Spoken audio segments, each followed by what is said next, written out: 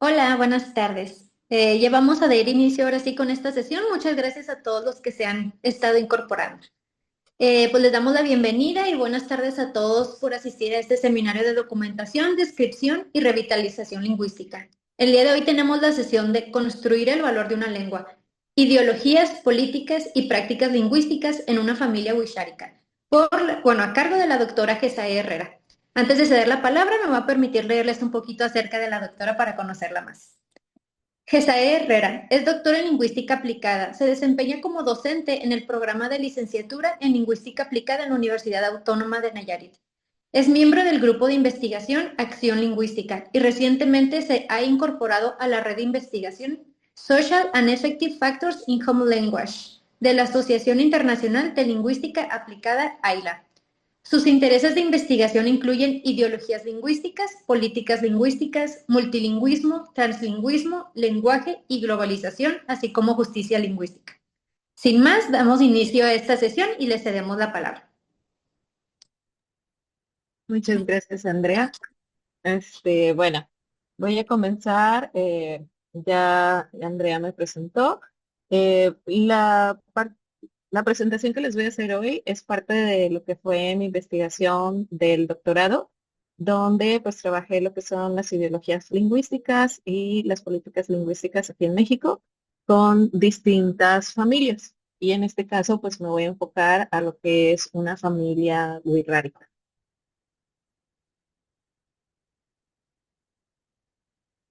Bueno, les voy a hablar rapidito, pues más o menos de cómo realicé mi investigación en general, pues el objeto de estudio, las preguntas, objetivos, el marco teórico, el marco contextual y la metodología. Y me voy a concentrar en el análisis y los resultados de esta familia.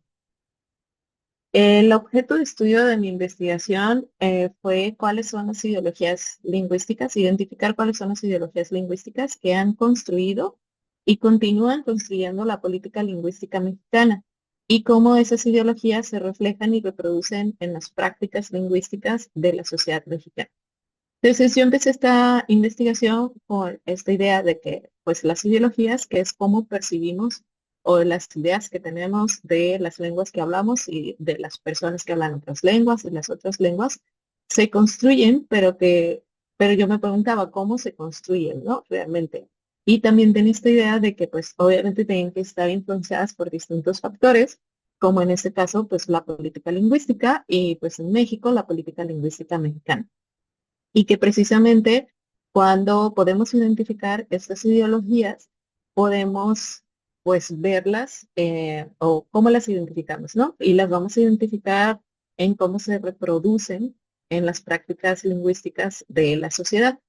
Es, en general, las ideologías lingüísticas muchas veces, y sobre todo en política, se analizan a partir de los textos, pero yo quería trabajar con las personas y poder ver cómo podía identificarlas en su discurso, ¿no? Entonces, mis preguntas de investigación fueron cuáles son las ideologías lingüísticas encontradas en las narrativas de mis participantes que reflejan las percepciones públicas y la valoración de sus formas y prácticas lingüísticas. Entonces, yo trabajé con narrativas, específicamente, bueno, ahorita les voy a hablar más a fondo en la metodología, pero pues yo hablaba con las personas, las entrevistaba y ellas iban contando como toda su vida, dónde habían ido a la escuela y todo. Y ahí, precisamente en esas narrativas, pues ellos reflejaban como su percepción, ¿no? De cómo, de su propia lengua o de sus propias prácticas lingüísticas, y eso fue lo que yo fui identificando. También la siguiente pregunta fue cómo las ideologías lingüísticas están vinculadas e influenciadas por la política lingüística mexicana. Pues por lo tanto, mis objetivos fueron identificar estas ideologías en las narrativas que reflejaban estas percepciones públicas y esta valoración y analizar cómo estas ideologías han sido construidas pues, durante toda la trayectoria de vida de los participantes y también cómo influía la política lingüística a un nivel más, más micro, que sería la política lingüística familiar. Entonces, bueno, para construir un marco teórico, yo quería cómo enlazar distintos niveles. Entonces, empecé hablando sobre la globalización y sobre la superdiversidad. A lo mejor ya están un poco familiarizados con este término, pero si no, bueno, el término nació en una investigación en Europa por Bertobeck, que él empezó a investigar cómo esta diversidad que tenían los migrantes que llegaban a Europa. Entonces, siempre hemos sabido que siempre ha existido la migración en el mundo, pero la migración ya no es como se realizaba antes, porque antes era como muy normal o muy común conocer las trayectorias de los migrantes, ¿no? De dónde venían y hacia dónde iban, cuál era su origen, a lo mejor las lenguas que hablaban, qué religión profesaban, etcétera. Todas sus características sociales, lingüísticas se conocían. Pero cuando empieza la globalización y esta práctica económica neoliberal y los países pues empiezan a construir de una manera distinta, empiezan a poner como bloqueos a la migración, ¿no? O sea, ya no querían que esos flujos migratorios fueran de la misma forma. Y cuando lo que ellos esperaban o poder controlar no lo lograron y en realidad la migración empezó a cambiar, ¿no? Y eso lo podemos observar en las grandes migraciones, por ejemplo, que hay ahora, pues antes las personas es común que de toda Latinoamérica migren a Estados Unidos, pero ahora podemos ver que migran de formas diferentes, como cuando empezaron las grandes caravanas, ¿no? Que se organizaban en Sudamérica y cruzaban toda Latinoamérica hasta llegar a Estados Unidos. Entonces, la migración ha cambiado, los flujos migratorios han cambiado y por lo tanto también ya no podemos distinguir muchas de las categorías que antes eran fáciles de distinguir en los migrantes. Y pues eso por eso está relacionado con la globalización. También hablo sobre lo que es lengua y multilingüismo, que pues ahora el concepto de lengua pues también es muy difícil a lo mejor de mantener como algo que es estático y de una estructura.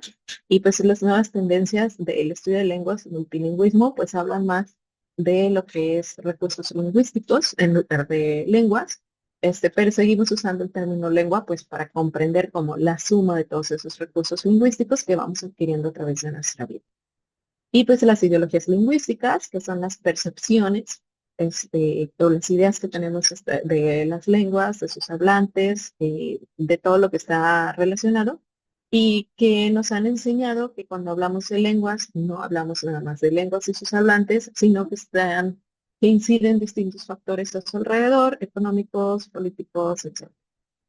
Y pues por último, lo que es política lingüística, pues que voy desde cómo ha ido evolucionando el estudio de las políticas lingüísticas, todas las propuestas que existen dependiendo de su origen, dependiendo de su aplicación, y que al final también, pues como dice Vicento, lo que nos ha enseñado el estudio de las políticas lingüísticas es que en realidad no podemos controlar el lenguaje, pero a fin de cuentas sí influyen estas políticas en las lenguas, ¿no?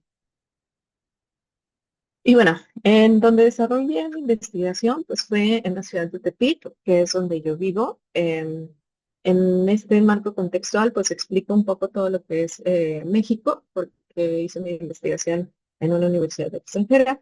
Entonces, platico un poco de cómo fue la construcción de México y platico de lo que es la ciudad de Tepic.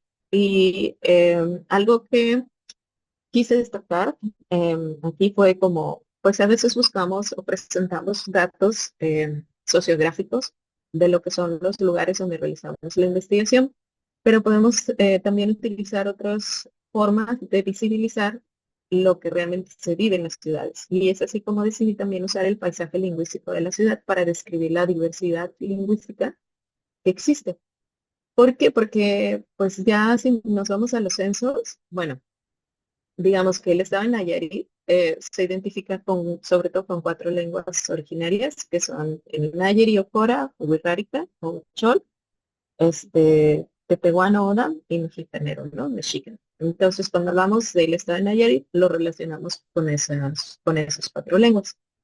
Pero ya en el último censo, en Tepic, está la presencia de otras lenguas originarias que se hablan o que usualmente se relacionan con otras partes del país, como las lenguas otomantes, porque existió mucha migración de esa población hacia la ciudad de Tepic, ¿no?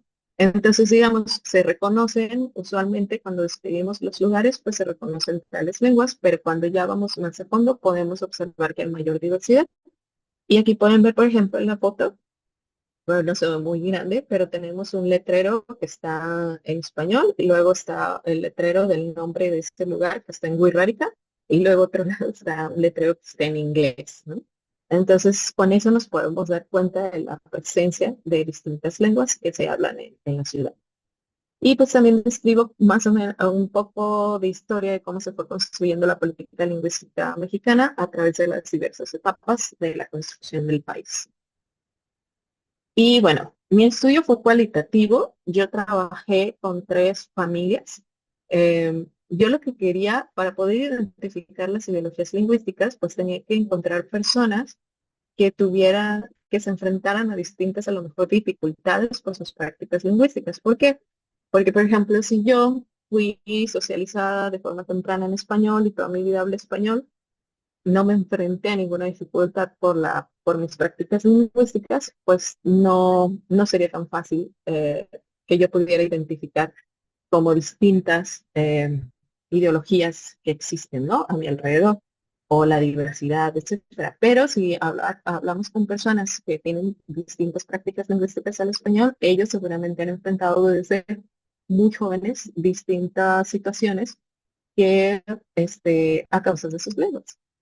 Entonces yo decidí trabajar con una familia que se identifica como Wixárika, que vive aquí en la ciudad, una familia que tiene un miembro que es sordo y no habla lengua de señas mexicana, que desarrolló una lengua natural con su familia, y también una, una familia que tiene migrantes de retorno o transnacionales, ¿no? Para saber cómo habían ellos, bueno, que ya tenían otros recursos lingüísticos, cómo enfrentaban su vida. Y pues utilizo en mi marco de investigación lo que se conoce como sociolingüística etnográfica, que que utiliza técnicas de la etnografía y de análisis lingüístico para poder dar voz a los participantes. Entonces, lo que yo hice fue entrevistar a todas las familias y también fue un ejercicio muy interesante porque en algunas familias pude entrevistar de manera personal o en distintos momentos a todos los miembros de la familia y en otras familias hubo distintos momentos con miembros de la familia y luego un momento con toda la familia reunida. Y lo que yo les pedía pues era que me contaran sus historias de vida, que me platicaran dónde habían crecido, dónde habían vivido, y cuando llegaban un momento en el que se tenían un encuentro con una lengua o con su lengua, pues les hacía como a lo mejor más preguntas para que describieran más ese momento, ¿no? Este, y ahora les voy a platicar de esta familia que le puse la familia Pérez. Todos los nombres que utilizo son seudónimos. No voy a dar tampoco nombres como de lugares específicos para poder mantener la privacidad de mis participantes. Todos mis participantes firmaron pues un acuerdo de participar en este estudio y en el que yo les comenté que iba a utilizar nada más la información necesaria y sus nombres y sus datos sensibles no iban a ser expuestos. Y también las entrevistas yo las grabé en audio y en video, pero después de transcribirlas y analizarlas, borré esos audios y videos para mantener la privacidad de mis participantes. Y bueno, esta es la familia Pérez. Los padres son Adrián y Rosa y tienen cuatro hijos que nacieron en este orden de izquierda a derecha, que son Paulina, luego Miguel, luego Ángel y por último Astel. Todos ya son adultos, ya son mayores de 40 años, todos ya tienen familia, pero de todas formas mantienen una relación muy cercana con sus padres. Entonces, bueno, Adrián, por ejemplo, que es en este caso el papá, les voy a platicar un poquito de la trayectoria lingüística de cada quien para que podamos entender la diversidad en su desarrollo lingüístico. Adrián fue socializado tempranamente en Wixárika, tuvo socialización temprana en Wixárika, y luego adquirió recursos lingüísticos en español en la escuela y afuera de la escuela, pero hasta los 10 años de edad, alrededor de los 10 años de edad. Él tuvo que salir de su comunidad para poder ir a la escuela y tuvo que aprender español para poder estar en la escuela, ¿no? Desarrolló también sus recursos lingüísticos para aprender a leer y escribir en Wixárika y utiliza todavía estos recursos tanto en de Wixárika en distintos dominios en su vida. Es decir, sí los puede utilizar en su casa, pero también los puede utilizar con otras personas fuera de su hogar, los puede utilizar también durante la realización de sus ceremonias, etc. Y pues él nada más aprendió burrárica y español, no dijo haber adquirido otro tipo de recursos lingüísticos en otra lengua. Y luego tenemos a Rosa. Rosa también fue socializada primero en burrárica y Rosa tiene una historia muy interesante porque también tuvo que salir escondidas de su familia porque ella quería ir a la escuela. Entonces tuvo que separarse de su familia a los 12 años, empieza la educación primaria y me cuenta cómo fue difícil para ella, pues uno, porque ella no sabía hablar español, unos familiares la ayudaron a que se fuera y que empezara la escuela, y ahí fue donde empezó a adquirir sus recursos en español, pero me contaba que se desesperaba, ¿no? Porque pasaba, me decía, yo no sé ni siquiera cómo pasé el primer año o si lo pasé primero y segundo porque no entendía nada, ¿no? Y aparte, pues ella era mucho mayor que los niños que estaban en esos grados. Y siempre era como un conflicto para ella pedir permiso de poder estar en la escuela porque ella era mayor que los que estudiaban en la escuela. Entonces, bueno, ahí es donde ella adquiere sus recursos lingüísticos en español, pero también aprendió a leer y escribir en wixárika y en español. Y ella también continúa desarrollando sus recursos tanto en wixárika como en español en distintos dominios, ¿no? Y ya nos reportó haber adquirido otros recursos. Y luego tenemos a Paulina. A Paulina, ella contó que fue socializada en wixárika y en español de niña y que recuerda también haber aprendido español en la escuela. Aprendió a leer y escribir en wixárika y también dice que sigue utilizando sus recursos en wixárika porque ella se convirtió también en maestra en el sistema de educación indígena, por lo tanto, pues ella enseña también en wixárika y también porque participa en las tradiciones, ¿no? Y su comunidad. Y continuó desarrollando también español en distintos oídos. Luego tenemos a Miguel. Miguel también dice que fue socializado primero en wixárika y español, pero también adquirió español y wixárika en escuela y continúa utilizando sus recursos porque también da clases de wixárika y hace activismo en la lengua. Y también participa en los rituales de su comunidad y continúa desarrollando también sus recursos lingüísticos en español. Y comentó que adquiere también recursos lingüísticos en otra lengua originaria, que es el Nayari o Cora, que también se habla en la región. Y luego tenemos a Ángel. Ángel dijo que también fue socializado en wixárika y español, que adquirió español en la escuela, pero también mencionó que adquirió recursos lingüísticos en inglés en la escuela. Continuó utilizando sus recursos lingüísticos en wixárika en sus rituales y tradiciones. No mencionó que hubiera aprendido a leer y escribir en wixárika y pues sigue utilizando también español. Y por último tenemos a Estela. En el caso de Estela, ella fue socializada en wixárika y español, adquirió español en la escuela, pero en la adolescencia, cuando ella ingresa a lo que es preparatoria, ella decide dejar de utilizar sus recursos lingüísticos en wixárika por el acoso que recibía de sus compañeros y decidió que ella no quería que nadie se enterara que tenía un origen indígena y decide dejar de hablar su lengua, solo enfocarse en usar español, eh, y pues ella continuó desarrollando su español, ¿no? Entonces ella toma la decisión, pero cuando ya es adulto, empieza también sus estudios en la universidad y todo, pues ahí es cuando retoma su lengua, porque se da cuenta, o ella lo siente, que perdió una parte de ella y pues ella decide que otra vez iba a empezar a adquirir recursos lingüísticos en Bulgaria. Entonces, hoy en día utiliza también recursos lingüísticos en Wixárika en español y ella también hace mucho activismo por el uso y protección de su lengua. Y bueno, eso en general es la familia Pérez. ¿Cómo trabajé yo sus narrativas? Bueno, lo que yo hice fue ir identificando esos momentos, como ya mencionaba, donde se van haciendo o los participantes se van encontrando con distintos recursos lingüísticos, con distintas lenguas y tienen distintas experiencias, ¿no? En esos momentos. Por ejemplo, aquí tengo el ejemplo de Rosa, de la mamá, que fue empieza a contarme que fue a los 12 años a la escuela, que no entendía español, que dice que no sabe cómo pasó de grado porque no sabía hablar nada, que no podía pronunciar, que sabía solo como 3 palabras en español, que a ella se le hacía imposible, que no le entendía al maestro, que ella solo copiaba lo que estaba en el pizarrón, que eso sí lo podía hacer, pero pues no entendía lo que ella copiaba del pizarrón.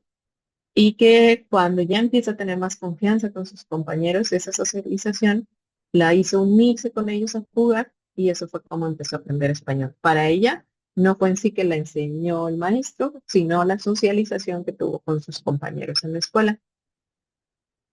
Y lo que yo hacía en este caso era identificar esos momentos en las narrativas y llevaba este proceso que les muestro en esta tabla, ¿no? Primero, identificar qué tipo de experiencia lingüística estoy encontrando aquí, ¿ok?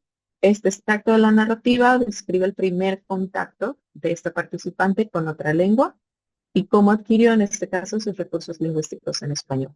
¿Dentro de qué contexto? Bueno, ahí también tenía que pensar que a ella solo usaban español para enseñar en la escuela cuando ella fue y que también en ese momento, en la historia de las políticas lingüísticas de México, en ese momento que ella va a la escuela, estaba la castellanización de comunidades indígenas, ¿no? A través de las escuelas. Entonces, luego analizaba si esto se parecía o no con con otras entrevistas de su familia. Y pues en este caso sí, su esposo también platicó algo similar, de cuando va a la escuela. Sus hijos también comentaron que habían aprendido español en la escuela porque habían sido instruidos en español en la escuela. Y entonces hacemos el razonamiento, ¿no? La participante necesitaba aprender español para acceder a educación, era necesario que adquiriera recursos lingüísticos en español también para participar en la vida social y acceder a servicios públicos en México. Y además tenemos la política de castellanización, que fue la primera política lingüística en México, de acuerdo con la literatura que se fue revisada, y se impuso la adquisición de español a las comunidades indígenas para que reemplazaran sus lenguas por esta lengua. Perdón por los errores de hoy. Y luego tenemos, entonces, ¿con qué ideología lingüística podemos relacionarlo? ¿No? En conclusión, este extracto expresa la ideología lingüística que ha sido identificada como la ideología de una lengua o una nación. ¿Por qué? Porque la ideología de una lengua o nación se refiere a la creencia de que el uso de una lengua, una sola lengua, va a favorecer la construcción y un marcador de identidad que brinde unidad y armonía a las naciones. Esa es la definición de Pile. Y entonces eso se creía en ese contexto donde esta participante, en el caso de Rosa, empezó a adquirir español y ella adquirió español por esta ideología, ¿no? Y construyó esa política de que todos tenemos que hablar español en México. ¿Y qué otro? Bueno, las ideologías lingüísticas, eso fue el análisis que fui haciendo de las narrativas. Las ideologías lingüísticas que yo pude identificar en mi trabajo, y me voy a centrar ahorita en esta familia, son esta que ya describí, de una lengua, una nación, la ideología de la lengua estándar, y dentro de esta, una ideología que se llama la ideología de la lengua materna, y la ideología neoliberal. Les voy a mostrar algunos otros ejemplos de narrativas que les van a mostrar por qué, ¿no? ¿Por qué identifico esto? Entonces, vamos a empezar con los hijos de esta familia, los hijos de Rosa y de Adrián, que también me cuentan que también tuvieron una experiencia similar que sus padres en la escuela, ¿no? O sea, Adrián y Rosa tienen a sus hijos, ellos dicen que les enseñan wixárika, pero todos los niños y todos sus hijos aprenden wixárika con sus padres, con sus papás, pero todos recuerdan, y todos recuerdan que sí, que platicaban entre ellos en wixárika, ¿no? Pero que cuando empiezan a ir a la escuela, empiezan a aprender español y adquirir español. Entonces aquí está, por ejemplo, el extracto de la narrativa de Miguel, dice, yo aprendí español, pues prácticamente desde el preescolar, que yo, dice, bueno, yo ya dominaba español ahí, ya hablaba español, ahí en el rancho donde es mi papá, es una comunidad casi monolingüe del Wixárika, y muchos niños no hablaban español, pero en el preescolar ya te enseñaban español y nos enseñaban, ¿no? Y entonces ellos, todos los miembros de esta familia, describen que la escuela tuvo un rol muy importante en el desarrollo de sus recursos lingüísticos en español. Y entonces, a diferencia de sus padres, todos sus hijos sí empezaron la escuela a la edad que se espera empezar la escuela, ¿no? Empezaron el preescolar alrededor de los 3 años, porque como ya expliqué, sus padres, como después de los 10 años, es cuando empiezan su educación y empiezan en la primaria. Entonces, ellos, sus hijos, todos sí tuvieron una trayectoria escolar como se espera en el sistema educativo mexicano, ¿no? O sea, si fueran a escolar, primaria, secundaria, así y conforme la edad que se requiere. Entonces, y también algo que sucedió con esta familia fue que todos siempre tuvieron que estarse moviendo de lugar en lugar para poder acceder a la educación y poder cumplir con su trayectoria escolar.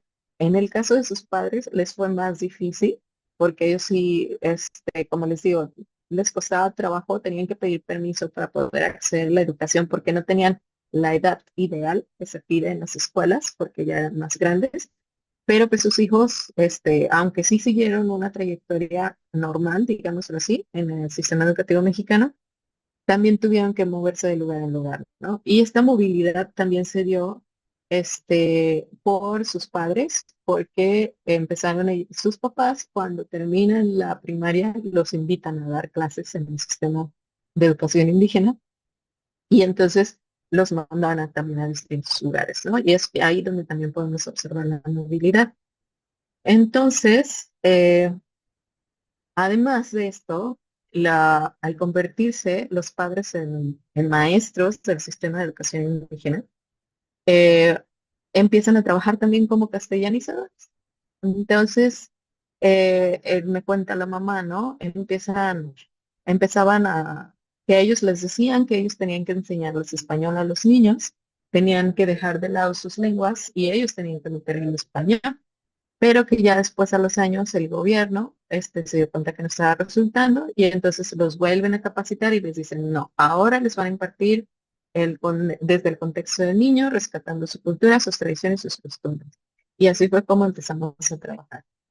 Entonces, podemos ver aquí también cómo se van cambiando las políticas lingüísticas del país y cómo se ve reflejado en la vida de los participantes, ¿no? Luego tenemos, bueno, algo que también pude observar es que también en algunas comunidades también es difícil mantener este sistema de educación bilingüe. Ay, perdón, voy a regresar a esta. Porque también, por ejemplo, curiosamente, bueno, su hija mayor, Paulina, que también se hizo docente, ella también me contaba, o sea, ya vemos este cambio, ¿no? Pues hay que enseñarles a los niños en sus lenguas. Le toca a la mamá y luego su hija empieza también en el sistema y pues ella me dice, pues yo llego a la comunidad, les empiezo a hablar en wixárika y las señoras se me quedan viendo. Y les decía, y le decían que por qué les hablaba en wixárika, y le decía, pues yo también soy wixárika, nos podemos comunicar así. Y pues las mamás le decían que ellas ya no hablaban, ¿no? Entonces, estos son algunos de los retos a los que ellos se fueron también enfrentando, porque podemos ver también con sus vidas cómo, pues, ok, cambia el sistema, pero también las comunidades ya habían cambiado. y ahora volver a cambiar el sistema implica otro cambio, ¿no?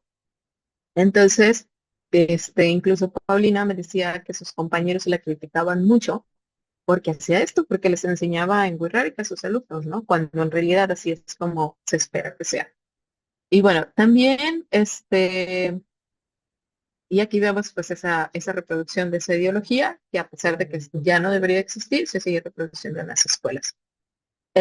Vemos lo que es esta parte de la movilidad, como les contaba, en sus vidas. Y luego vemos también cómo utilizan sus recursos lingüísticos, ¿no? En esta narrativa, aquí Miguel me está platicando que, que pues a veces cuando está con personas que son más adultas, pues él entiende que les tiene que hablar pues más a lo mejor en Wixárika, pero y que porque además es algo importante para las personas adultas, ¿no? Que para los jóvenes, pues ya sabe que él puede utilizar también español, pero pues que si no conoces, que muchas veces empiezan a hablar en Wixárika, pero que luego ya te das cuenta que son bilingües y luego empiezas a cambiar español y así, ¿no? Entonces, esta experiencia de Miguel también me hizo darme cuenta que esta forma es similar a lo que en su momento encontró Gil, donde identificó un discurso como de nostalgia y respeto al uso de formas puras del mexicano en comunidades centrales de México, ¿no? Porque pues aquí nos habla de cómo los adultos son los que quieren conservar el uso de la lengua y cómo quieren conservarlo. Bueno, también cuando les pregunté, bueno, cuando me estaban platicando sobre cómo era su comunicación con su familia, por ejemplo, Miguel me contó que su abuelo hablaba más español y él tenía dos abuelas que ellas preferían usar Wixárika, ¿no? Que ellas sí usaban español, pero solo cuando hablaban con personas mestizas, pero que siempre usaban Wixárika. Y dice que eso fue porque su abuelo era el que salía más de la comunidad y pues andaba buscando trabajo fuera de la comunidad y pues siempre por esa razón considera que sus abuelas hablaban más Wixárikas y su abuelo hablaba más español. Entonces, cuando les preguntaba yo si sus abuelos y o más bien cuando ellos escribían, me decían muchas veces que sus abuelos no hablaban bien el español, ¿no? Y ahí es donde podemos observar también esta ideología de la lengua estándar. La lengua estándar es la ideología que se refiere de que existe una lengua que es como homogénea y hay una forma que es homogénea y que es superior a otras formas de la lengua, ¿no? Y casi siempre esta idea que tenemos de cómo debe de ser una lengua se basa en el lenguaje escrito y que lo aprendemos en la escuela. Entonces, por ejemplo, Paulina me decía, es que mis abuelos no hablaban bien español porque ellos no fueron a la escuela, ¿no? Entonces, ahí podemos ver cómo se construye esta idea de que la lengua correcta es la que se enseña en la escuela, la que es más parecida al lenguaje escrito, y entonces no se parece entonces si una persona no la usa correctamente, es porque no se parece a esa forma que aprendimos. Y algo que me llamó mucho la atención en este caso es que también podemos identificar aquí en este extracto de la narrativa de Miguel, cuando él habla de, de que eran sus abuelas las que hablaban más en Wixárika que en español y todo, lo podemos relacionar también con lo que se llama la ideología de la lengua materna, ¿no? Porque, bueno, este concepto de la lengua materna es mencionado muchas veces y es un concepto que se asocia generalmente a la primera lengua que aprendemos en nuestra vida o que es adquirida por una persona, pero también nos recuerda como pues a nuestra mamá, a ese cuidado que tuvimos, al afecto y a la pertenencia, ¿no? Entonces, yo considero que esta ideología de todas formas está relacionada con la ideología de una lengua, una nación, porque tenemos esta idea de que solamente puedes aprender una lengua primero y también pues está relacionada con la ideología de una lengua estándar, ¿no? pero que nos da significado. Eso es lo que quiero destacar, ¿no? Que nos da como sentido de pertinencia, eso es lo importante.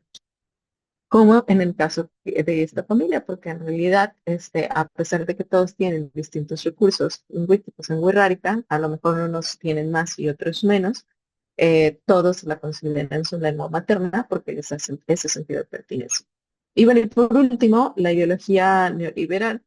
Aquí Miguel me cuenta que él quisiera aprender inglés porque es una necesidad académica y que piensa retomar, porque Miguel fue el que mencionó que él había adquirido inglés en la escuela y que él dice que lo va a ocupar, que si quiere hacer un doctorado, pues necesita aprender inglés porque pues él ya estudió una licenciatura, una maestría y así, ¿no?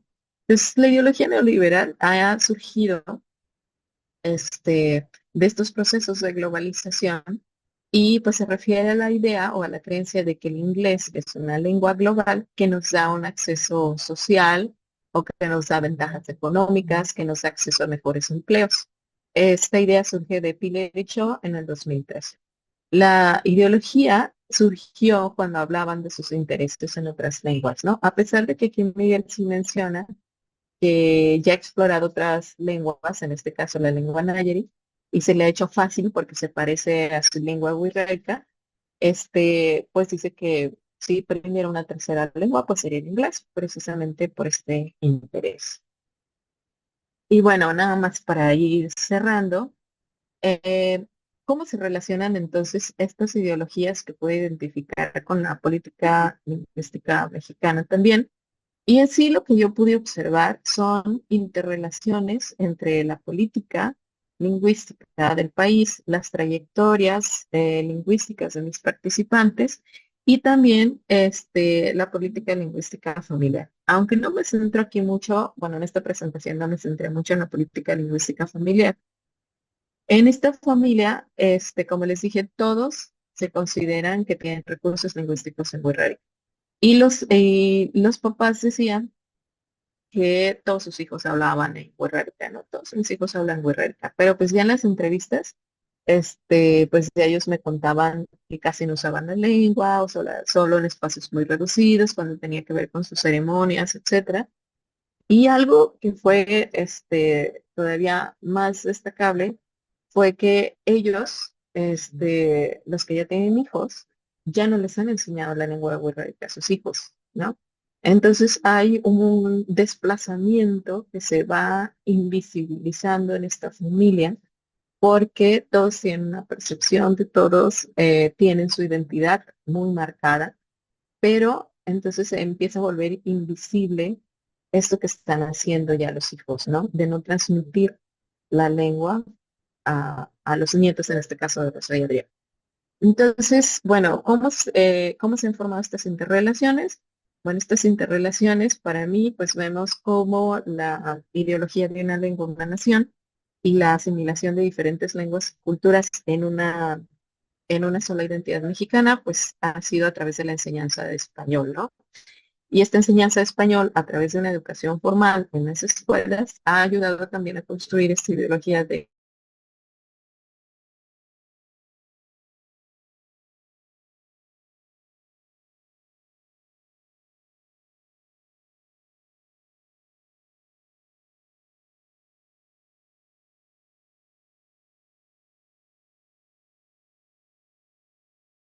como conclusión, estas ideologías que yo identifiqué, eh, pues confirman la relación e influencia de la política, de las políticas lingüísticas en la construcción de esas mismas ideologías y que las interrelaciones que yo les estaba platicando se convierten también o se ven reflejadas en las prácticas lingüísticas de los hablantes, porque pues ellos mismos empiezan a usar más español, toman sus decisiones de dejar de usarlas, cuáles recursos, cuáles no. Y ahí es donde empiezan a construir el valor de la lengua, ¿no? Entonces, lo que yo pude observar en esta familia es que cuando ellos se van convirtiendo en activistas, encuentran de nuevo el valor de su lengua, pero ya no como una lengua para ser a lo mejor utilizada en distintos dominios, sino como una lengua nada más que es como el marcador de su identidad. Y entonces, han construido ese valor a través de su trayectoria, de sus experiencias de vida, como les dije, pues en el caso de la hija más chica de Estela, ella fue la que sí dejó de hablar la lengua durante mucho tiempo y ahora empieza a arrepentirse. ¿Pero por qué? Porque para ella su lengua tiene este valor como de la lengua materna como parte o un marcador de mi identidad, ¿no? Y entonces la retoma, empieza a ser de lado como esa parte que la juzgaban y todo eso. Entonces, bueno, así es como yo quería cerrar. Espero, si regrese a mi internet ahorita en mi computadora, les puedo poner las referencias y si no, con mucho gusto luego les comparto a alguien que le interese.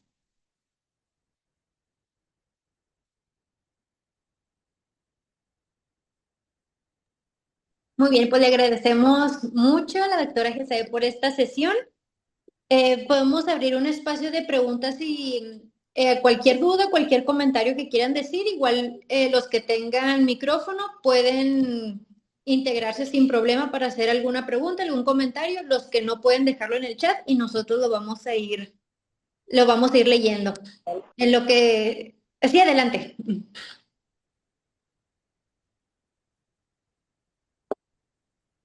¿Alguien tenía una duda, un comentario?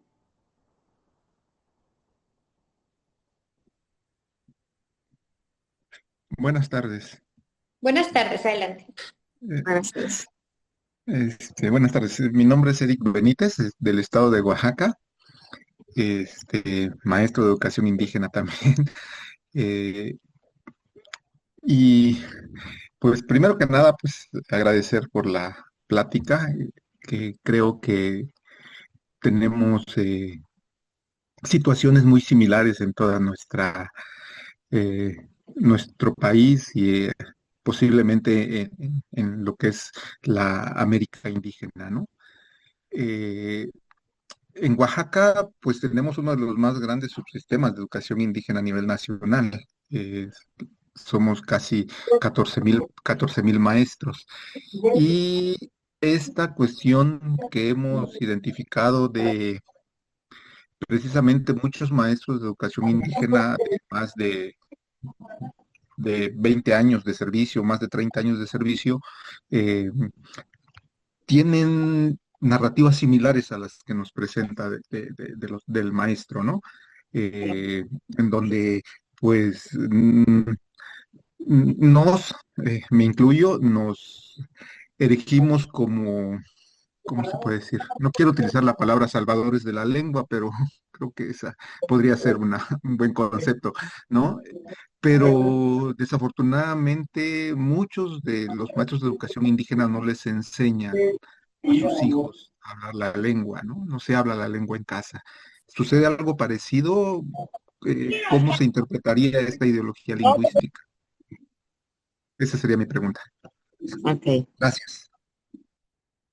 muchas gracias. Perdón, me estoy desconectando.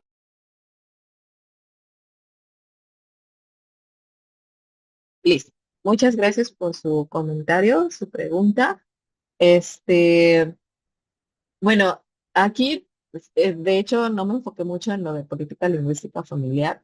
Y sí pasaba que cuando se muda toda la familia a la ciudad, me dice, me platicaba la mamá, que pues ella se empezó a dar cuenta que todos empezaron a usar más español, ¿no? Y entonces que ella les decía, cuando le hablaban en español, ya no les voy a contestar en español, y es que hablaba en huerta. Y que sus mismos hijos le decían, mamá, por favor. Y pues ella cedía, ¿no? Y yo entiendo que es una situación muy compleja y difícil porque lo que yo considero es que debe de haber más, pues más espacios donde puedan usar sus lenguas, ¿no? Y por más que muchas veces quieren incluso mantenerlo en su hogar, se ven pues invadidos por otras presiones, por otros factores que están incidiendo en ese hogar. ¿No? Y entonces, pues tampoco es como una forma de culparlos. O sea, obviamente hacen esfuerzos, pero no siempre los esfuerzos funcionan de la misma manera también en los distintos contextos, ¿no? O sea, ahorita que me dice pues de Oaxaca, y pues yo tengo entendido que en Oaxaca es de los lugares donde hay mayor vitalidad lingüística. Entonces, pues de las lenguas originarias, donde se hacen mayores esfuerzos, ¿no? Y entonces si nos vamos moviendo en distintos espacios, nos vamos a dar cuenta que hay pues distintas situaciones y que muchas de esas situaciones pues tampoco van a ser responsabilidad precisamente de los hablantes. Y eso también hay que reconocerlo porque es importante. O sea, como ya dije, las decisiones que van tomando los hablantes, o sea, se van a ver impactadas por otras cosas que están a nivel meso, que son como las políticas, por ejemplo, lingüísticas del país, pero también van a ser a nivel macro. Todo lo que está sucediendo en el mundo también llega a impactar, ¿no? Entonces, pues para mí tienen que haber más espacios de uso. Por ejemplo, cuando yo pregunto, bueno, ¿y dónde usas pues tus recursos de, pues, sabes leer y escribir en Wixárika? Y el único lugar donde los usan es en la escuela, porque no hay otros espacios. O sea, hay espacios en otros lugares donde ya se escribe poesía, en lenguas originarias, donde ya se empiezan a escribir textos, pero pues si no tienes en realidad lugares donde usar las lenguas, este, pues obviamente se va a reducir su uso. No sé si contesté, pero muchas gracias por su comentario.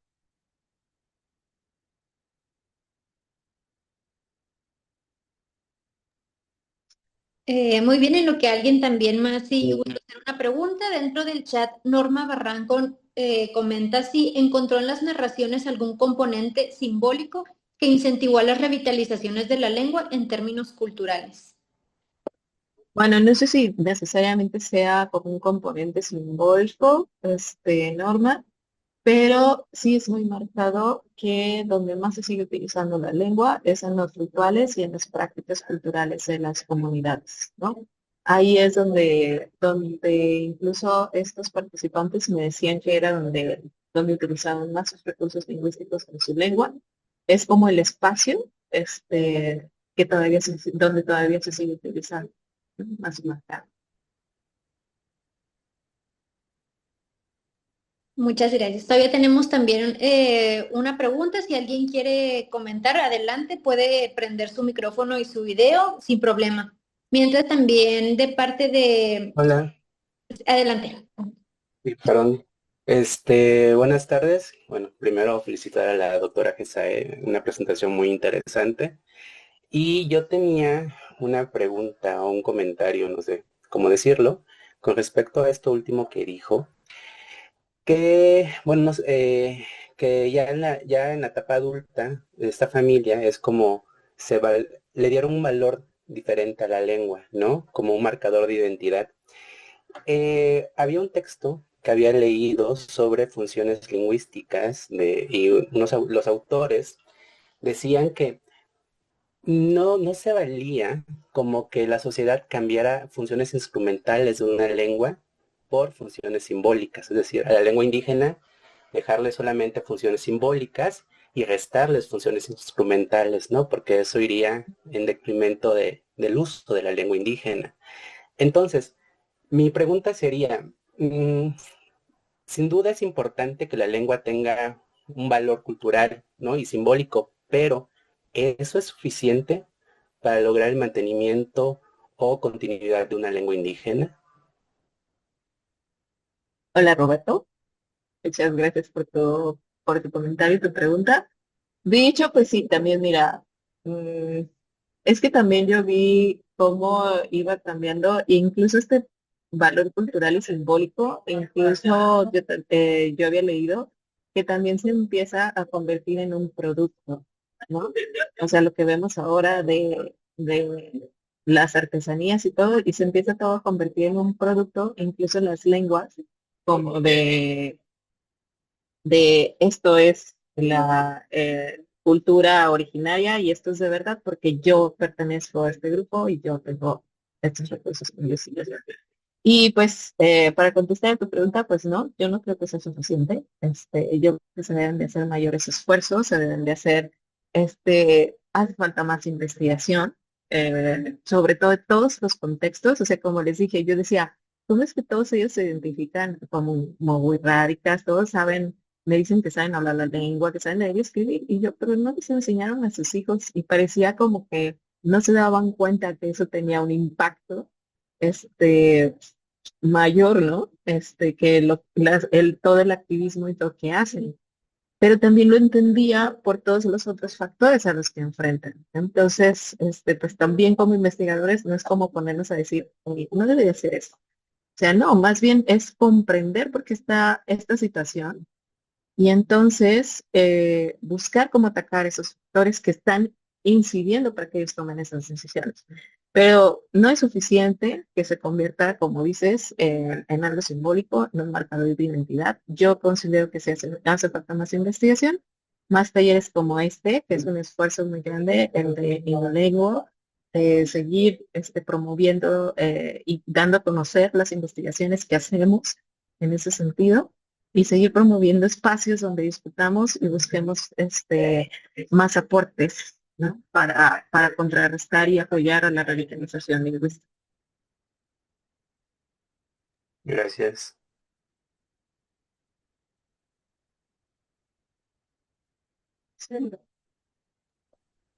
Bueno, mientras si hay algún otro comentario, alguna otra pregunta, también en el chat Erika Ticante y Emma Angélica le extienden las felicitaciones y le agradecen a la doctora por compartir sus experiencias. Muchas gracias y saludos a Erika, que también ya nos conocimos en un momento.